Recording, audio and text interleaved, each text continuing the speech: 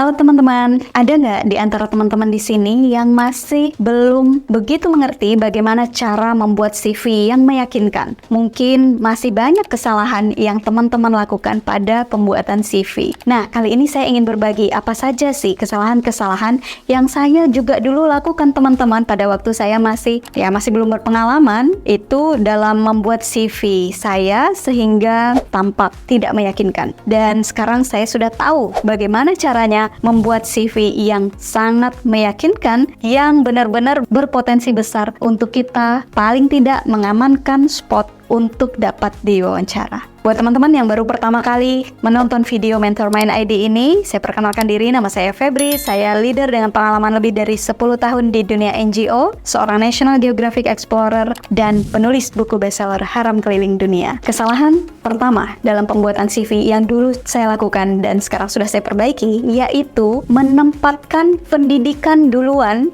baru pengalaman. Nah, ini teman-teman, mungkin kita waktu masih baru-baru nih, baru lulus, tentu kita sangat senang mencantumkan, oke, lulusan dari universitas ini. Apalagi kalau udah S2, S1-nya ini, S2-nya ini, lulus dengan cum laude misalnya, kita tempatkan di paling atas.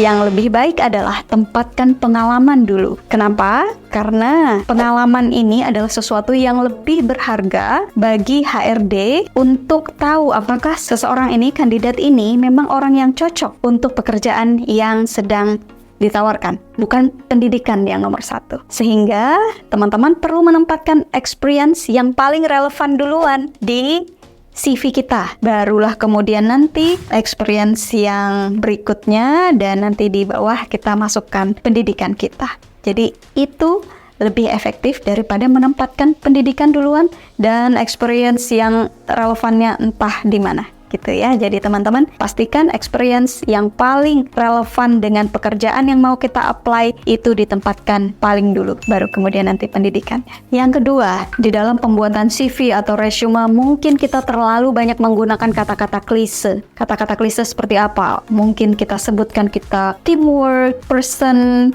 passionate, apalagi dynamic. Oke. Itu kata-kata klise yang sebenarnya mungkin tidak diperlukan. Yang lebih diperlukan adalah bagaimana kita menggambarkan diri kita melakukannya. Konkretnya itu gimana gitu. Nah, itu yang perlu kita tampilkan. Apa sih dampak yang sudah kita buat sebelumnya, di pekerjaan sebelumnya, atau di pengalaman-pengalaman kita sebelumnya, yang itu kemudian bisa menjadi jualan kita kepada perusahaan yang ingin kita lamar. Jadi tinggalkan itu, meletakkan bahasa-bahasa klise yang mengawang-awang, abstrak, tanpa menunjukkan seperti apa real, konkretnya pekerjaan kita. Dan itu yang saya juga lakukan, teman-teman. Saya melakukan itu, kesalahan itu. Tapi sekarang CV saya jauh lebih kuat karena saya menempatkan dampak-dampak dari pekerjaan saya, kontribusi nyata saya dalam pekerjaan saya yang ada angka-angkanya, data-data itu saya masukkan ke dalam CV. Nah, ini akan jauh lebih meyakinkan pemberi kerja atau HRD nanti yang men-screening CV bahwa orang ini benar-benar tahu bagaimana cara melakukannya. Nah, kalau misal teman-teman berpikir, ya tapi saya bingung Kak, apa dampak dari pekerjaan saya yang secara angka saya nggak tahu, nggak ada metriknya misalnya. Ini perlu kita gali. Cari tahu apa di sekitar kita yang bisa kita munculkan dalam bentuk angka. Misal teman-teman adalah di pekerjaan yang sekarang gitu, atau sebelumnya mungkin seorang admin, misalnya petugas admin. Nah, ketika teman-teman memunculkan di dalam CV, itu bisa teman-teman munculkan bahwa dalam tugas teman-teman sebagai admin di situ, teman-teman telah berkontribusi menyelesaikan sekian perizinan, mungkin 5-10 perizinan kantor misalnya. Itu bisa diletakkan di situ. Atau kemudian teman-teman berhasil membuat sistem administrasi di kantor misalnya. Itu sangat-sangat bagus. Jadi untuk ditempatkan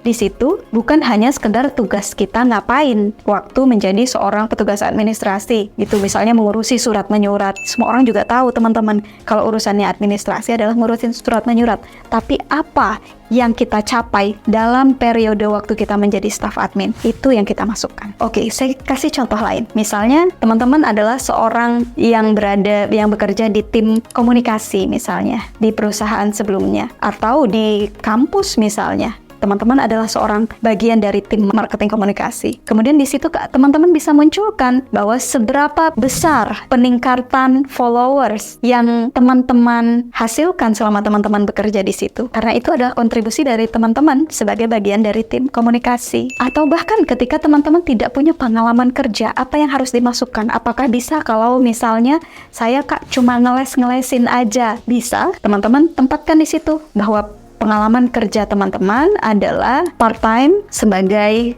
guru les privat. Dan dampaknya apa? Oh, ternyata teman-teman sudah membuat misalnya berapa orang dari anak murid teman-teman itu berhasil masuk universitas negeri misalnya. Itu bisa dimasukkan. Jadi selalu di dalam kepala kita adalah bukan hanya menuliskan kita ngapain, tetapi apa yang sudah kita hasilkan dari pekerjaan kita sebelumnya atau dari kegiatan-kegiatan yang kita lakukan sebelumnya. Maka itu akan jauh lebih powerful daripada hanya sekedar menuliskan kata-kata klise. Kesalahan berikutnya yang sering kita lakukan adalah membuat satu CV untuk semua. Teman-teman, CV harus dikurasi. Jadi kita membuat itu secara targeted kepada posisi yang ingin kita lamar. Jadi bukan satu CV untuk semua. Satu CV kita ngelamar, kita apply ke ratusan perusahaan misalnya.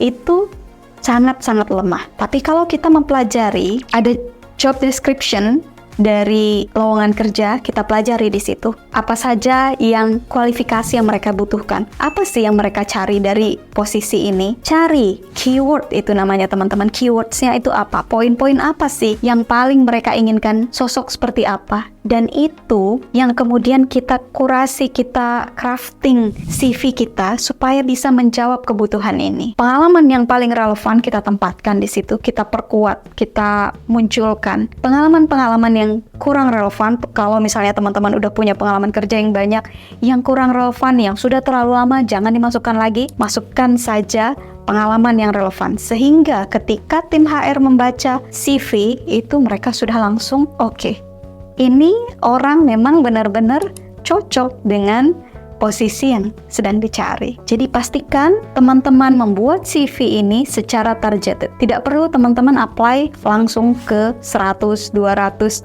perusahaan. Mendingan sedikit perusahaan, tetapi kita membuat CV yang sangat targeted dan peluang kita untuk diwawancara menjadi lebih besar. Perbedaan adalah CV yang biasa kita buat ini, yang untuk kita apply itu memang harus kita craft dengan secara targeted, tetapi kalau CV atau resume yang ada di akun LinkedIn kita itu biasanya lebih general, dan sehingga kita tidak perlu mengkurasi atau mengcrafting itu sangat targeted. Kita lebih general, kita masukkan di situ pengalaman kerja ataupun organisasi, kita masukkan di situ yang paling oke, kita masukkan di situ. Tetapi kalau untuk CV, untuk kita melamar, pastikan teman-teman pelajari apa yang ada di job description, apa yang mereka cari, lalu kuatkan itu pada CV teman-teman. Masih ada beberapa tips yang oke banget nih, jadi jangan sampai dilewatkan ya teman-teman. Ini kesalahan berikutnya yang mungkin agak sering dilupakan atau sering kita lewatkan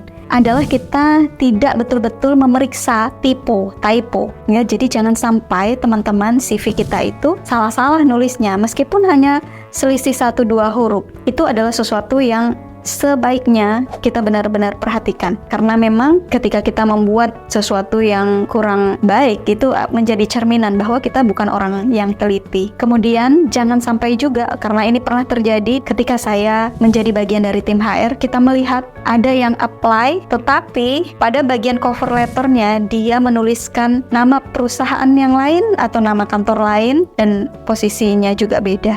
Jadi kemungkinan dia lupa untuk mengirimkan file yang benar, dia copy paste dari aplikasi sebelumnya. Jadi itu benar-benar sebenarnya itu enggak banget ya teman-teman. Jadi pastikan sebelum kita meng-apply, cek dulu, cek typo, kemudian cek apakah sudah benar posisi yang kita apply itu adalah untuk kantor itu dan posisinya benar gitu.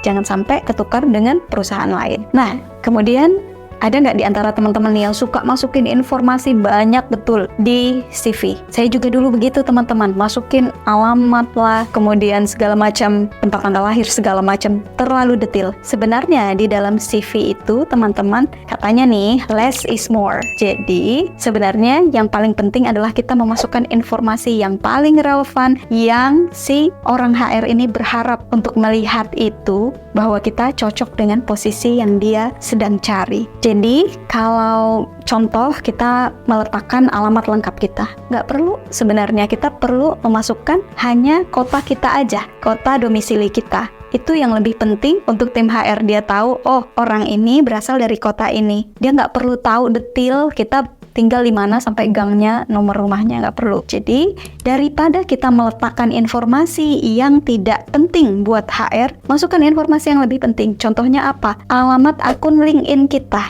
Itu lebih bermanfaat daripada kita meletakkan alamat rumah kita yang lengkap, cukup kotanya saja. Kemudian pengalaman yang tidak terlalu relevan itu di skip aja. Make it concise, 1-2 halaman, mungkin kalau di Indonesia mungkin 2 halaman lebih cocok ya, saya rasa maksimal 3 gitu. Kita memasukkan informasi-informasi yang memang sangat menjual untuk posisi yang akan kita lamar gitu. Jadi kita pilih. Dan sekali lagi, kalau teman-teman sudah bekerja dengan pengalaman yang panjang, pengalaman yang udah lama-lama banget, itu nggak perlu dimasukkan. Apalagi kemudian ini juga sering saya temui, fresh grade biasanya itu memberikan sertifikat-sertifikat di dalam CV mereka. Jadi di dalam satu file itu banyak sekali sertifikat-sertifikat macam-macam. Itu juga nggak perlu teman-teman. Buat secara concise aja, singkat tapi padat, dan itu dipastikan adalah informasi-informasi yang relevan dengan pekerjaan yang akan kita lamar. Kemudian pada bagian pengalaman kerja juga, di dalam membahasakan pengalaman kerja kita di dalam satu penjelasan dari tugas kita,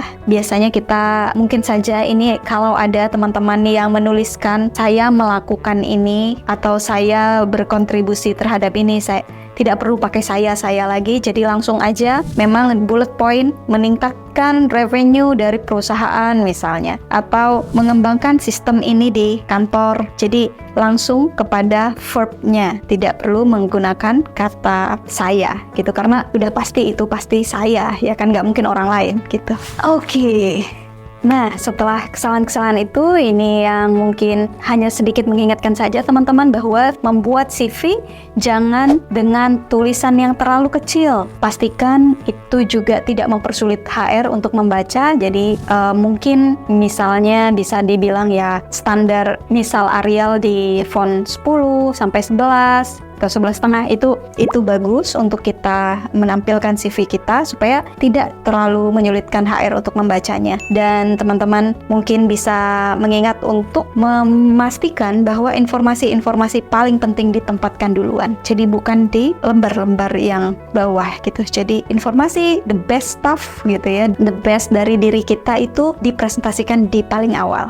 Itu untuk memastikan bahwa HR itu membacanya, karena biasanya seorang HR pasti dia excited untuk membaca halaman 1 dan 2. Kalau udah halaman 3, 4 misalnya itu udah kurang gitu. Jadi pastikan informasi-informasi yang paling penting itu ada di halaman pertama. Oke, itu saja teman-teman yang ingin saya share pada kali ini. Dan kalau teman-teman merasa video ini bermanfaat, berikan like-nya dan bisa consider untuk subscribe jika teman-teman ingin mendukung video Mentor Mind ID ini untuk membuat banyak video-video sejenis yang mudah-mudahan bisa membantu teman-teman dalam meningkatkan proses teman-teman untuk mendapatkan karir yang terbaik dalam hidup teman-teman. Itu saja dari saya. Terima kasih untuk menonton video ini. Selalu optimis, selalu bersyukur. Sampai ketemu di video Mentor Mind ID berikutnya. Bye.